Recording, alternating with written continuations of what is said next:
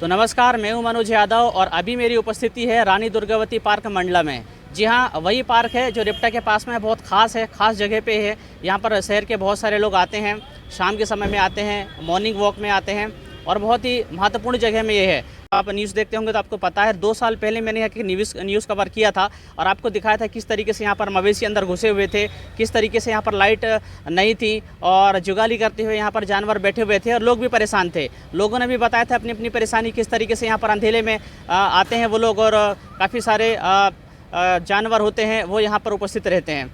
तो अभी हम 1 साल के बाद में यहाँ पर मैं आया हूँ और 1 साल के बाद में यहाँ पर नज़ारा मैं देख रहा हूँ। पूरा नज़ारा यहाँ पर बदल चुका है। हालांकि इसमें नगर पालिका मंडला का भी काफ़ी अहम रोल रहा है, क्योंकि नगर पालिका भी बहुत अच्छा सतत काम कर रही है। मैं इसकी तारीफ़ करना चाहूँगा। पिछले 1 साल 1.5 साल के अंदर बहुत अच्छा काम यहाँ पर हुआ है। तो हम बात करेंगे अभी रानी दुर्गावती पार्क का। तो अभी रानी दुर्गावती पार्क में हम लोग हैं। यहाँ पर लाइटें लग चुकी हैं और यहाँ पर स्वच्छता की बात करेंगे तो बहुत ही स्वच्छ यहाँ पर नज़र आने लगा है। उसमें एक बहुत बड़ा हाथ यहाँ पर आंटी जी का है। आंटी जी का बहुत बड़ा हाथ है, क्योंकि मैं यहाँ पर काफ़ी बार अभी बीच में आया और आने के बाद में मैंने देखा कि जो आंटी हैं लगातार यहाँ पर सफाई के अभियान में लगी रहती हैं। कई बार मैंने देखा कि पत्ते उठा रही हैं, कई बार मैंने देखा कि गोबर उठा रही हैं, कई बार झाड़ू लगा रही हैं और यहाँ तक कि मैंने ये देखा कि लोगों को रोकते टोकते हुए, अगर वो कहीं केले लेके आते हैं उसकी छिलके अगर फेंकते हैं गलत जगह तो उनके लिए रोकती हैं टोकती हैं। अगर कोई पॉलीथीन लेके आ रहा तो उसके लिए रोकती टोकती हैं। तो मुझे आंटी को देख करके ऐसा नहीं लगा कि आंटी नगर पालिका की नौकरी कर रही हैं। मुझे ऐसा लगा कि आंटी जो हैं ये जनसेवा कर रही हैं और जनहित में काम कर रही हैं। तो हम अभी बात करना चाहेंगे आंटी से, क्या कहना चाह रहे हैं और गार्डन के बारे में उनसे जानना चाहेंगे। आंटी जी, आपका नाम बताइएगा। राधा बाई बरकड़े। कहाँ रहते हैं आप? राजू कॉलोनी। ठीक है, तो आप कब से यहाँ पर कर रहे हैं नौकरी? मेरे को 2 साल हो रहे सर। 2 साल हो गए आपको? जी। तो आपकी ड्यूटी सिर्फ यहीं लगाई गई है? जी। ठीक है, तो क्या क्या काम अभी आप देख रहे हैं? यहाँ पर काम तो कर रही होंगी, पर बच्चे लोग आते हैं बड़े बड़े जो कहना नहीं मानते हैं। छोटे बच्चे झूला झूलते हैंगे, कहती हूँ तो नहीं मानते हैं कि आंटी हम भी तो बच्चे हैं बोलते हैंगे। और वो टूट गया झूला, 3-4 बार सुधरवा चुके नगर पालिका वाले और फिर टूट गया है झूला।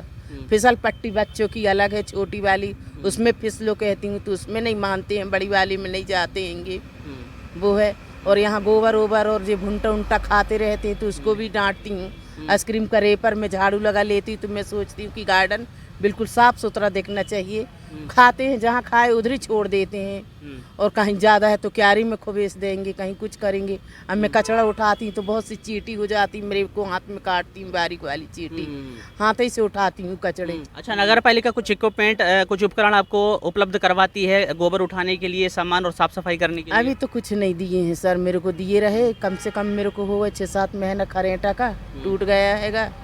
करती रहती हूँ, जिधर बाजू में एक जनी रहती हैं सहेली सी बना ली हूँ, वो झाड़ू लगाती हैं तो उनको दया आती तो मेरे को दे देती हैं। उनका एक बच्चा बैग छोड़ के चला गया रहा, फिर मेरे को बड़ा डर लग रहा बैग उठाने में देखने में, तो इधर सैनिक लोग को बताया तो कहते पड़ा रहने दे।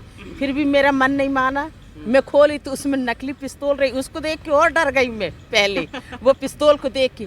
अब मैं कहीं मेरा निशान आ गया हाथ में के फिर रख दी। फिर 2-3 लड़के रहे स्कूल के तो उनको बताई, मैं कही बेटा इसमें तो पिस्तौल भी रखी और मैंने छू दी। मैं कही तो कहते नहीं आंटी ये तो फटाके वाली पिस्तौल है और आप डर गए।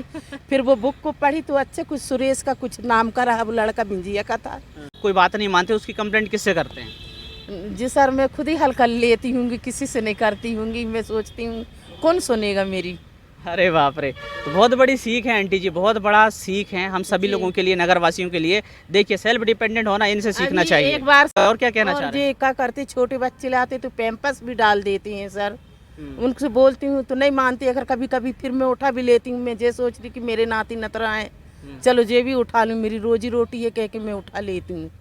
कौन डब तक के फेंकती हैं सर, अब ऐसी बताना नहीं। पेड़ तक के डले रहते हैं, छूट जाते हैं। घिनाई तो आती जरूर है, फिर लकड़ी से उठा के वो करती हूँ।